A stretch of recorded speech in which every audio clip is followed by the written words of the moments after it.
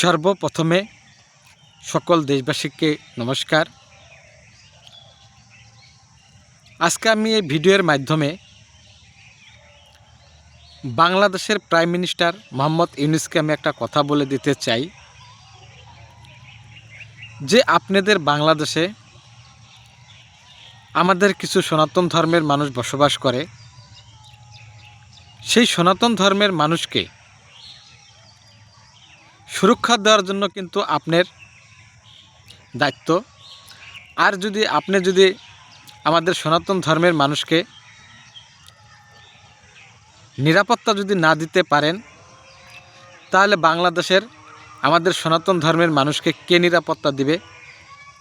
যার জন্যই আমি মোহাম্মদ ইউনূস সরকারকে একটাই অনুরোধ করি যে আপনি কোনো পদ্ধতিতে আমাদের সনাতন ধর্মের মানুষের উপরে যাতে বাংলাদেশের মৌলবাদী সংগঠন এবং বাংলাদেশের যত উগ্রপন্থী সংগঠন আছে তারা যাতে কোনো পদ্ধতিতে আমাদের সনাতন ধর্মের মানুষের উপরে কোনো ক্ষয়ক্ষতি না করে, তার জন্য আমি বাংলাদেশের প্রাইম মিনিস্টার ইউনূসকে আমি অনুরোধ করলাম।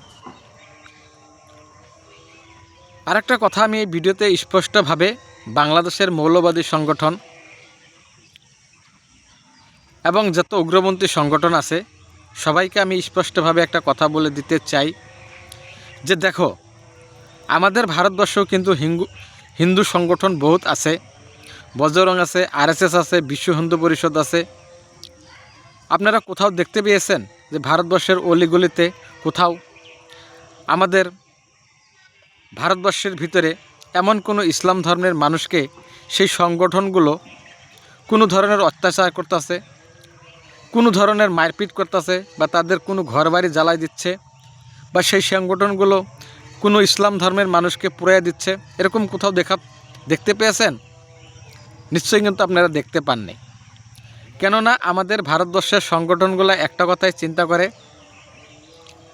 যে আমাদেরকে কিন্তু ভগবানের সৃষ্টি করেছে, আমাদেরকে যেভাবে ভগবানের সৃষ্টি করেছে সেই ধরনের কিন্তু ইসলাম ধর্মের মানুষকেও কিন্তু ভগবানই সৃষ্টি করেছে, অন্য কেউ কিন্তু সৃষ্টি করে না। হয়তো আপনারা আল্লাহ বলেন, আমরা হয়তো ভগবান বলি, কিন্তু সৃষ্টিকর্তা কিন্তু একজনই। একজন সৃষ্টিকর্তা যদি সবাইকে সৃষ্টি করেছে, তাহলে তাদেরকে আমরা কেন বেনজরে দেখব বা তাদের কেনই বা ক্ষতি করব? এটাই কিন্তু আমাদের ভারতবর্ষের যতগুলো সংগঠন আছে তারা কিন্তু এগুলাই চিন্তা করে। তো আপনাদেরকেও তো আল্লাহ সৃষ্টি করেছে, আপনারা আল্লাহ সৃষ্টি করছে, আপনাদের ভিতরে বিবেক বিবেচনা হুঁশ জ্ঞান সব কিছু দিয়ে তো আল্লাহ সৃষ্টি করেছে। তাহলে আপনারা মানুষ হয়ে মানুষকে যে এই ধরনের ক্ষতি করতে পারেন, এইভাবে যে আপনারা মারতে পারেন, তাহলে আপনারা আল্লাহর যে সৃষ্টি আমার কিন্তু বিশ্বাস হচ্ছে না। আমার মনে হচ্ছে যে আপনাদেরকে আল্লাহ সৃষ্টি করে নাই, হয়তো কোনো জীবজন্তু সৃষ্টি করেছে দেখেই আপনারা এইভাবে সনাতন ধর্মের মানুষের উপরে আঘাত করতে পাচ্ছেন, বা এবং আমাদের সনাতন ধর্মের মানুষকে এইভাবে মারতে পাচ্ছেন।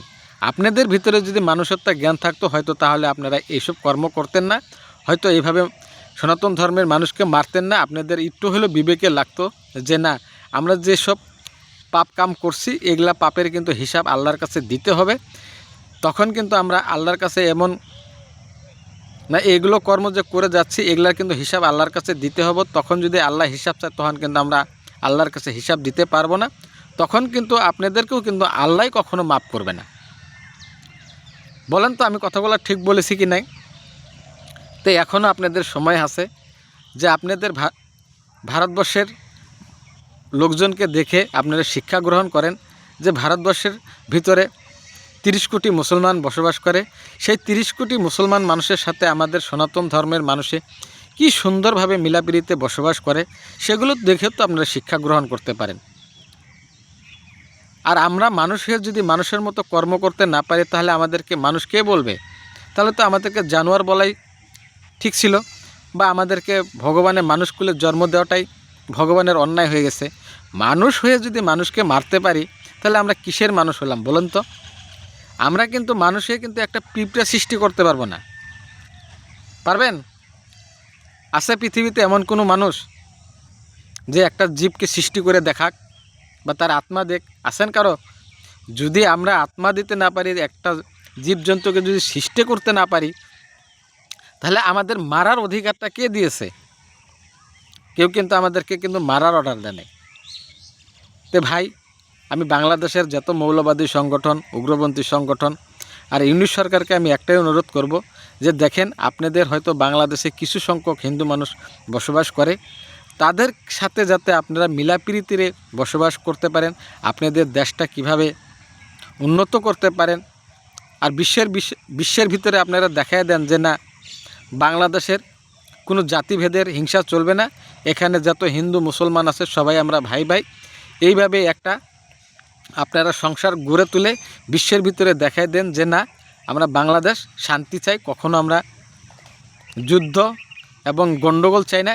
আমরা সেই ধরনের বাংলাদেশে সৃষ্টি করব না, আমরা এমন একটা বাংলাদেশ সৃষ্টি করব যাতে বাংলাদেশ দেখে অন্য কোনো দেশে শিক্ষা গ্রহণ করে যে না, বাংলাদেশের কাছ থেকে আমাদের শিক্ষা গ্রহণ করার উচিত, যে না, বাংলাদেশের যত ধর্মের লোকই থাক না কেন তারা নিরাপদে থাকে। আপনারা শিখুন না। এই পৃথিবীতে কে কতদিন বেঁচে থাকবো? কেউ কিন্তু থাকবে না, সবাই কিন্তু একদিন না একদিন এই পৃথিবী ছেড়ে চলে যেতে হবে। কিন্তু যতদিন পর্যন্ত এই পৃথিবীতে বেঁচে থাকবেন বা থাকবো, ততদিন মানুষের মতো মানুষ হয়ে এই পৃথিবীতে বেঁচে থাকা প্রয়োজন। আর মানুষ হয়ে মানুষের মতো কর্ম করা প্রয়োজন।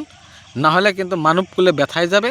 আমরা যতই হরে কৃষ্ণ ভগবানের নাম নেই না কেন, যতই 5 ওয়াক্ত নামাজ পারি না কেন, কিন্তু আমরা যদি মানুষ হয়ে মানুষের মতো কর্ম করতে না পারি, তাহলে কিন্তু আল্লাহ বা ভগবানে আমাদেরকে কখনো ক্ষমা করবে না। তার জন্যই আমি বলছি, এখনও আপনাদের সময় আছে। আপনারা এসব কাজের থেকে বিরত থেকে আপনারা শুদ্ধ যেটা কাজ, যেটা করণীয় কাজ, সেগুলো করে যান, যাতে সারা বিশ্বের মানুষে আপনাদেরকে প্রশংসা করে, যাতে আপনাদেরকে কখনো দুর্নজরে না দেখে, আপনাদেরকেও যাতে সারা বিশ্বের মানুষে আপনাদেরকে হৃদয়ে রাখে, সেই ধরনের বিধি ব্যবস্থা আপনারা গ্রহণ করেন। এইটুকু বলেই আমি এই ভিডিওটা সমাপ্ত করলাম। আমি যদি কোনো ভুল ত্রুটি বলে থাকি, তাহলে দেশবাসীর কাছে ক্ষমা চাচ্ছি। ভারত মাতা কি জয় বলেই ভিডিওটা সমাপ্ত করলাম। ধন্যবাদ।